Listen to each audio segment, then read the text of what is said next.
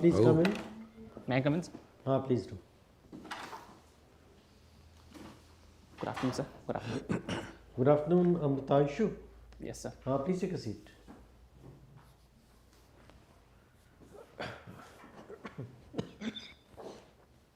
AMRITANSHU, can you give us a brief introduction, please? First of all, thanks for the opportunity. My name is AMRITANSHU NAYAK. I am 23 years old. I belong to Odisha and I have completed my electrical and electronics engineering from BITS Pilani, Hyderabad campus.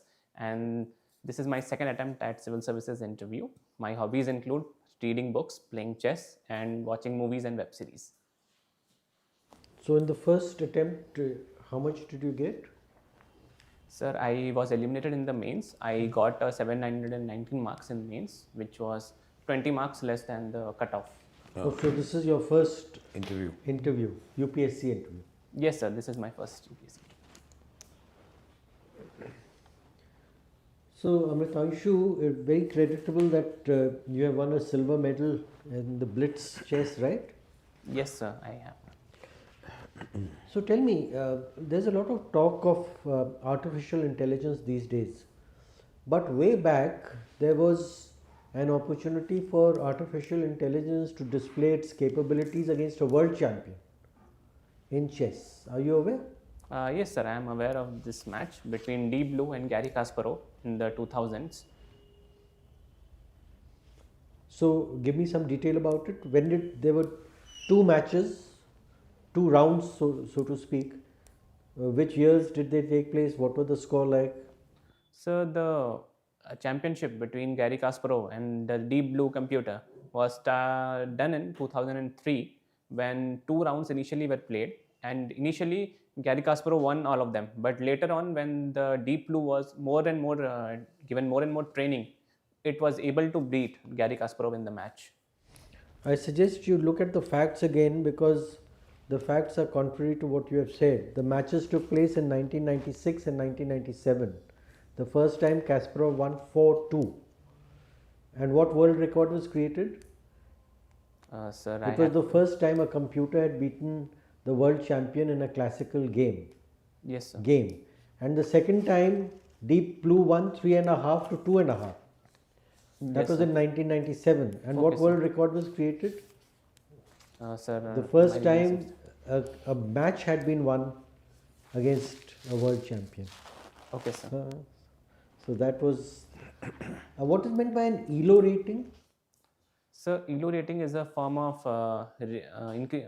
measuring the aptitude of the players with respect to the game.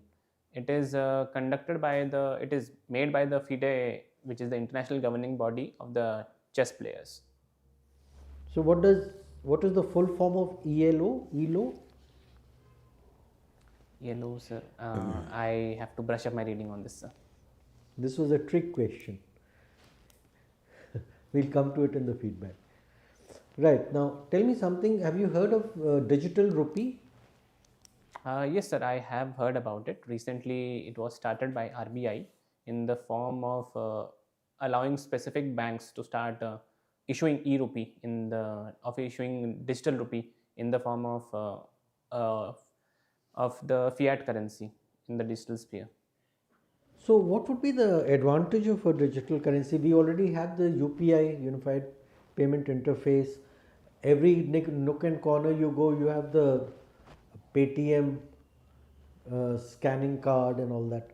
So what will be the advantage of having a digital rupee? So the advantages of issuing digital rupee are threefold. First would be reducing the printing cost of the money which is being printed by the RBI. Second would be the fungibility, that the exchange amount can be made more and more perfect. And third would be the traceability of the rupee, which would prevent any kind of misappropriation of rupee and use of the currency for illegal activities. There's a fourth plus point. In UPI, you need to have a bank account, right?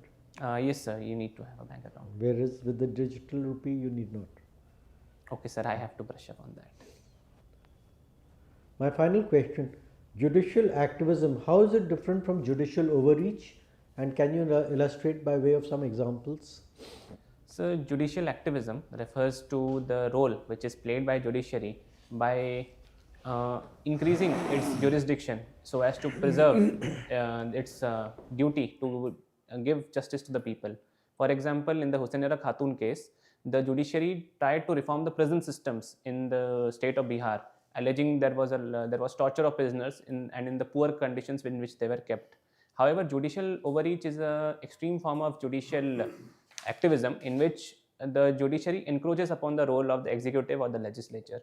The most prominent example here would include the cancellation of the coal blocks, which were allocated by the government of India in the light of the 2011 coal scam. Thank you. Okay, Amritanshu.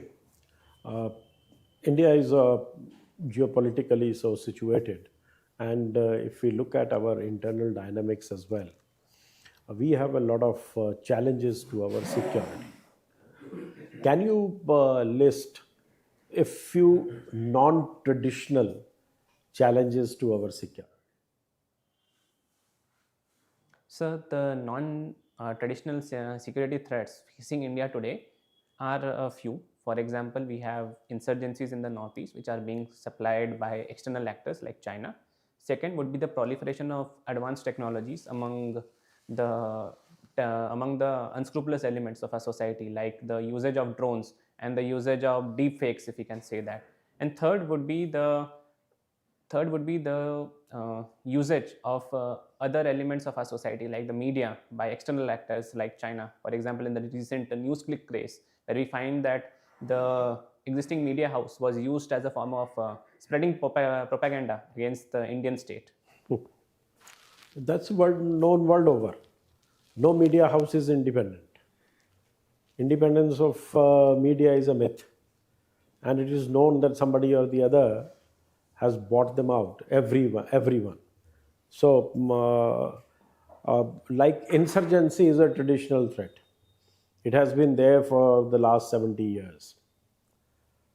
So there's nothing new in that. Okay, sir. I will have to brush up on that. So, okay, and globally, cyber crimes cause a loss of more than $700 billion a year globally. So, in the Indian context, what do you think we ought to do to save our people from cyber crimes when there is such a big push for digital India? So there are a few steps which we can take to prevent our citizens from falling prey to cyber attacks. First would be to enhance the digital literacy and the financial literacy of our population, so that they are not swayed by the phishing and bank fraud type of things. Additionally, we need to develop our indigenous antivirus systems and push for data localization, so that most of the data of the country is used inside the country and not used for any nefarious purposes. And additionally, sir, we need a lot of capital investment so that we are developing all of our hardware as well as our software within India. All right. And on the external front, what do you think would be the response of Pakistan in the next few months, seeing impending elections?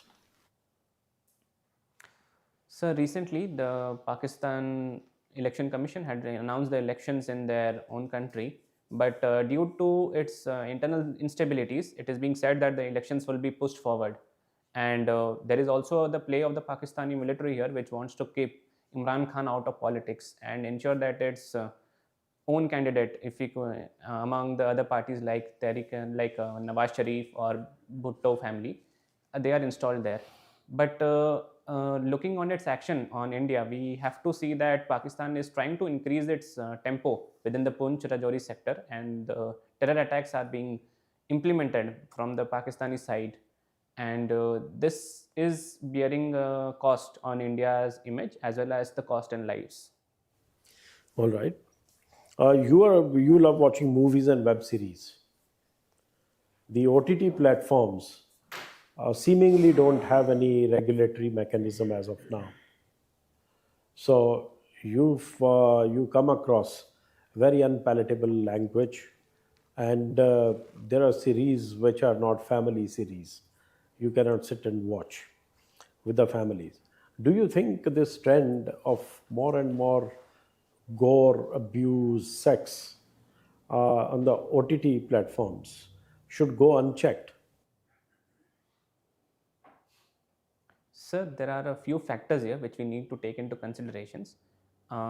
Exposure to the things which you mentioned, like gore and other unparliamentary forms of languages, is not accepted in India in a mass scale as it is done in abroad. So there needs to be some amount of regulation with respect to controlling the OTT platforms exposure, but it also needs to be balanced with the OTT platforms freedom of speech and expression, of their right to create their own content. And a judicious mix of regulation and self-regulation will create a good environment for good content to come up, suitable to our own context. Inshallah. Yeah, good afternoon, Nayak. Well, yesterday was an important day where the nation feels proud of that particular day. Do you recall why was that important? So I am not able to recall at the present. Well, that was National Army Day. Yes, sir. Now we talk about Army. Army has undergone a lot of changes, and more so important, the defense policy, Government of India. Though, do you think it has been doctrined and it's a policy which has been formulated, or do we have a policy, or we don't have a policy at per se? So policy with respect to Defense. My Sir, question is, do we have a policy or we don't have a policy? So there are a few policies with respect to defense in the country. For example, we have the Cold Start Doctrine, which has not been officially confirmed so far, but it is expected that it exists, and in the All form right. of Okay. So coming back to the defense. Now, what are the three major changes which have come about in the armed forces in the last 2 years? So the major changes would include, first would be to establish the Chief of Defence Staff, and the first Chief of Defence Staff was late Okay. General Bipin Rawat. Second is the going forward with the integrated theatre commands as it was proposed in the Kargil War Committee. And third would be the Atmanirbharta push in the defense sector by having negative lists in the armed forces, so that we are able to generate indigenized products for the army. Good answer. But then there are some peripheral changes which have been made just about a month back. You recall anything which has been done in the Navy? So in the Navy, we see that submarines are being introduced in the form of the Scorpion submarines, and I think the P-71 contracts are also being started to renew it, so that new submarines are being allowed to come into the Navy. No, I was referring to the epaulets of the naval officers. Okay, sir. Okay. You aware of it? In Qatar, right, sir? No, in India, I'm talking about the epaulets, means the flap which you wear here. They're called epaulets. The changes have been made. Yes, sir. I am aware of it. Okay, and what is the change that has been made? Sir, it has been made more Indianized. And what does that? Who represents there now? Sir, I think 3 stars are present on each side, and a ribbon is present there, and I think it represents the navy of Shivaji Maharaj, who fought against the English. And Okay, now Nayak, you come from Odisha. Could you highlight 3 major indicators, economic indicators of Odisha? So first would be the growth rate, that is 7.8%. Second would be the revenue surplus of Odisha, that is 33,000 crore last year. And fourth would be the fiscal deficit of Odisha, which is at around 5.3%. Okay. Now, if I were to ask you, which are the 2 important personalities of Odisha who have actually shaped your personality? And if so, why? So the two personalities in whom I hold a lot of importance to, one would be Biju Patnaik, who was the Chief Minister of Odisha and a freedom fighter. So his dynamicism and his courage to move forward with things has impacted me a lot. And second would be Gopabandhu Das, who established the Satyavadi school in Odisha, who was not only a great teacher, but also a social reformer. All right, thank you. Thank you, sir. AMRITANSHU, you come from Odisha. Odisha has a very old festival which links it to a country in Indo-Pacific. Do you know what that festival is? So I think it is Bali Jatra, which refers to the tour of Odia merchants to Bali, that is in Indonesia. And do you know the phenomenon on what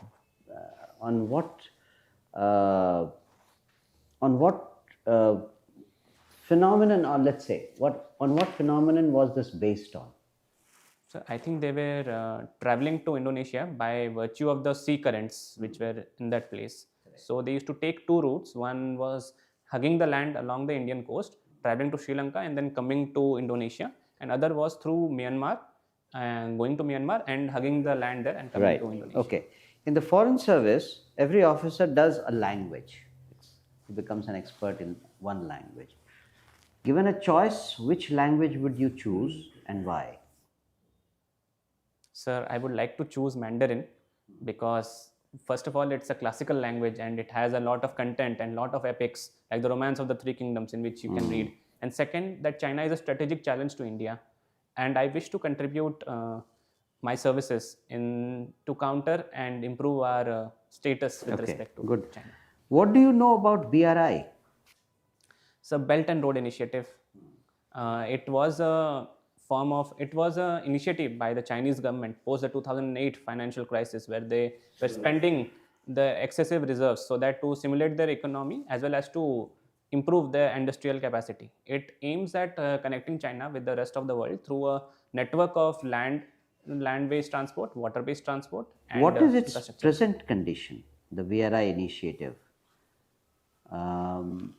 Is it successful? Is it ongoing? It has been dropped? What do you think? So with respect to the success of BRI, we need to take a look at two dimensions. First would be the economic dimensions. At present, sir, we see that the economic dimensions of BRI are not good.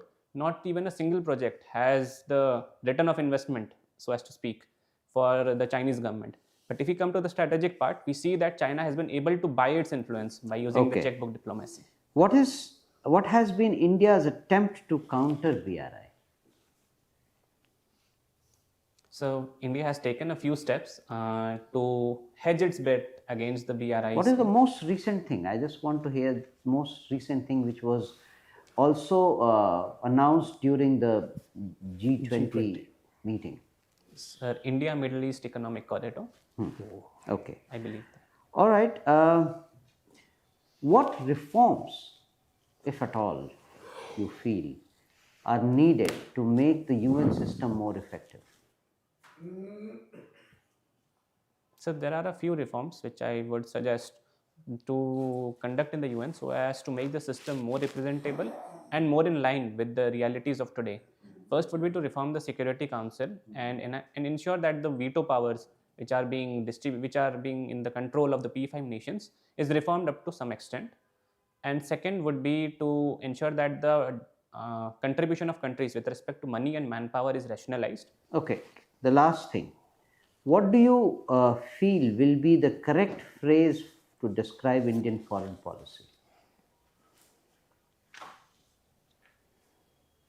So strategic autonomy and multi-alignment.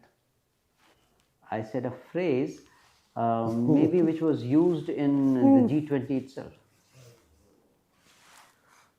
So I am afraid I am not able to recall the fact. You don't remember G20 meetings hoardings at all? So I think it is Vasudhaiva Kutumbakam. Okay, thank you. Good evening, AMRITANSHU. Good evening, sir. Tell me your views on one nation, one election. So coming to one nation, one election, my my viewpoint rests on the following things. First would be that it would be reducing the cost of election, and it would put our politicians out of the mentality of elections, so that more time is ensured for conducting of the official business of the state. However, it also leads to certain problems with respect to allocation of manpower and the allocation of various armed forces for the conducting of the elections, and it also opens up some amount of constitutional crisis in the form of Article 356 and the rule of president, which would tend to disturb the one in nation, one election as it did in the 1967. Amritanshu, I'm pronouncing your name right, no? Yes, sir. Amritanshu. Yes, sir. Amritanshu, tell me, is bureaucracy a steel frame or a caged parrot? So it is both, depending upon the situation. If the bureaucrat does his duty well, he is the steel frame, and if he is bound by some personal consideration, he is a caged parrot. He's a caged parrot in a steel cage. Okay. You follow chess. Tell me, chess is a game of strategy or a memory? So it is a game of both. For example, in the initial stages, we find that a lot of theory has been decided, and the best moves have been all computed. So initially, it is the game of memory. But as you come into the middle game, where the waters are not tested yet, it becomes a game of strategy. That's a good answer. Okay, tell me how there are around 84 GMs from India. How many women are there in that? So far, 3 women are there. What's the difference between GM and WGM? So the GM is officially completed 2550 amount of rating, and he has gained all his norms within the FIDE circuit. WGM is an additional category which was created by the FIDE circuit so as to gauge such players who are international masters, but not at the level of the strength of GM in the traditional sense. So do you think chess is open to all or just a man's world? So chess is open to all because the best person making the best move will win, regardless of the person who is sitting behind the pieces. Okay, Amritanshu, lastly, tell me, you read non-fiction books. What importance fictional books play in growth of any human being? So there are a few advantages of reading fictional books. First, it increases one's outlook with respect to the world.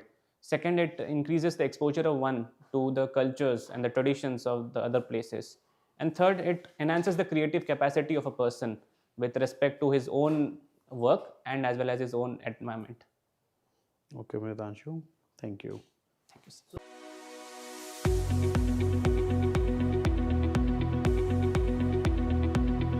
So Amritanshu, we come to the end of our interaction. Did you open up all your buttons? Yes, sir. I opened when I came here. Okay, because You did. the impression one gets is that it's still buttoned. Okay, sir. Just see that it is. Yes. Yeah, that's right. So, when is your interview? So far, the date has not been announced, sir. How many mocks have you taken? So this is my 4th mock. Okay. Let's have your feedback about your self-evaluation. How do you think you fared?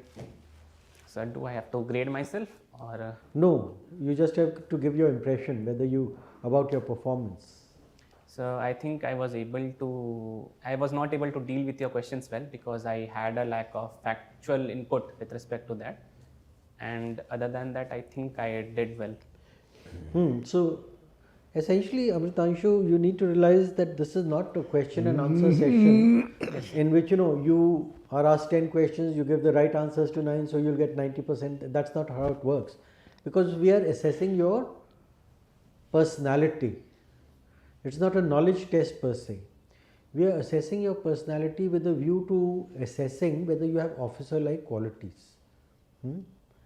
And by that, there's a big list, which different panels have their own perceptions, but by and large, integrity. So never guess unless permitted to do so by the panel. Conceptual clarity is very important. Logical thinking, balanced opinions, poise and self-confidence, awareness of yourself, society, district, state, nation, the world. Very important. Now, I give you the opportunity to put you at your ease and for you to hit some sixes right in the beginning, but unfortunately, you started off on the wrong foot. And you came up with a very confident reply that it was in 2003 and he won the first lot of games and so on and so forth. Yes, sir. Which was factually incorrect. Yes, sir. So, and then I trapped you with the ELO question. Yes, sir. Arpad ELO was a physics professor from the US Yes. who devised the system. Yes, sir. Now, with the kind of background you have in chess, one would have expected you to ace all these questions. Yes, sir. Oh. Yes, sir. So, just give it a bit of thought that whatever has been given in your DAF, there Yes, sir. are essentially three areas: DAF, your subject, and current events. Yes, sir. So, in the time which is available, take about 100 of these A4 size sheets. Yes, sir. Build up a question bank. Yes, sir. Likely questions which are going to come from these sources. Yes, sir. On each topic, do a deep dive. Yes, sir. And after you've mastered that topic, then reduce it to 4-5 bullet points in order of priority. Yes, sir. Okay. And then practice before a mirror or videograph. Yes, sir. Keep doing it till you are perfect. Practice Yes, sir. makes perfect. Yes, sir. You have all the potential. Thank you, sir. You are a very promising candidate from that viewpoint. You are articulate, you are able to express yourself. You have a reasonably sound knowledge base. Yes, sir. So just leverage these strengths Yes, sir. and see to it you go there with an uncluttered mind, Yes, sir. positive mindset. I am going to ace this interview. Yes, sir. And you will ace it. Best of luck. Thank you, sir. Okay. Yep. Amritanshu, I'll make a couple of statements or which you may not find charitable. Yes, sir. One, I would like. But they are in your interest. In your No, sir, interest. I have not no an other interest in Yes, mind sir. Not except an issue. yours. It should be clear to you. Yes, sir. One, you are sitting very, your posture, Yes, sir. this posture looks very attacking. Okay, sir. You are as if ki pucho, Okay, sir. you know. Aggressive. Okay, sir. You know, so instead of holding the chair like this, Yeah. you can keep your hands normally. How would you like to sit? So I generally sit this, but it No, became not on the thighs. Okay. Can you just sit like that and use hands while you are talking? Okay, sir. Otherwise, you are looking forward as if ki haan, bol. Okay, sir. Okay. You know, it doesn't go well. Yes, sir. And the other thing is, you have a steely stare. Okay, sir. It's not a friendly stare. Okay, sir. And when you finish an answer, I felt that your stare gives a kind of arrogance. Okay, sir. Ki I have nailed the answer, now what? And after answering, you keep looking at the person, Okay, sir. you know, and as if there is a certain arrogance about it. Ki I have answered, now what? Okay. Tell me. Okay. You know, this is the impression, this is the body language that I got Yes. from you. Okay, sir.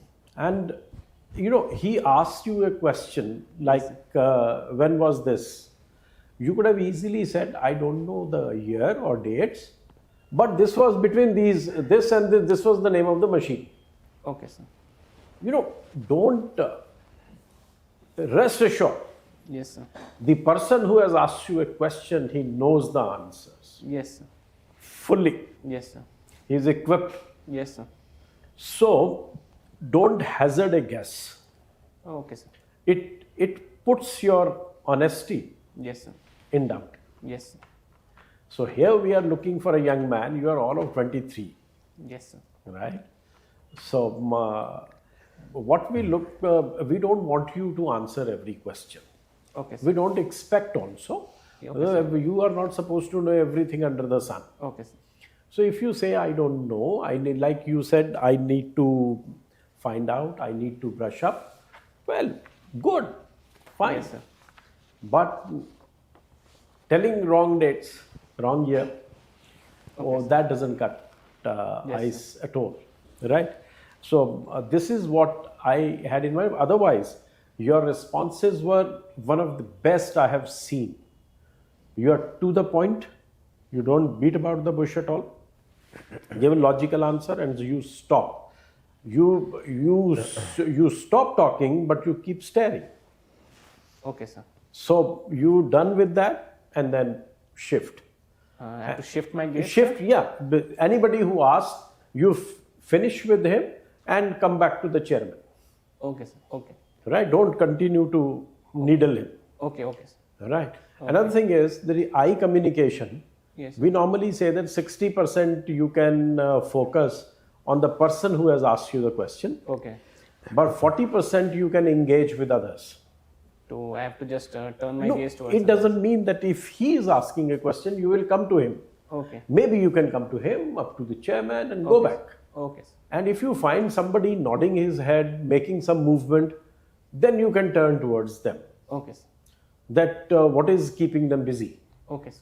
You know, is it my response or something you can address? You can continue to address. Okay, sir. Right? Okay, sir. So I thought I'll mention these Yes, to sir. you. Thanks. And probably these will do you a good. Yes, sir. Yeah? Okay. Thanks. Thank you.